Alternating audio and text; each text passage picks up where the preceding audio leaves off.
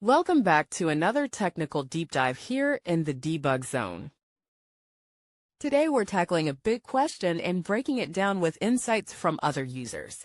Hopefully this clears up some misconceptions and helps you get the answer you need. So buckle up, stay a little curious, and let's jump right in.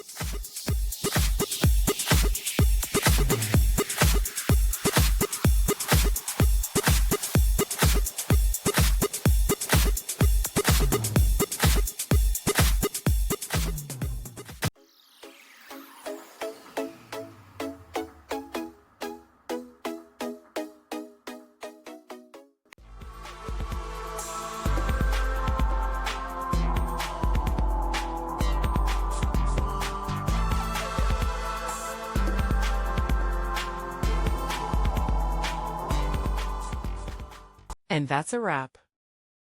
I hope you found the answer you were looking for. If you did, take a second to hit that subscribe button. It really helps out. And let me know in the comments which solution worked best for you. See you next time in the Debug Zone.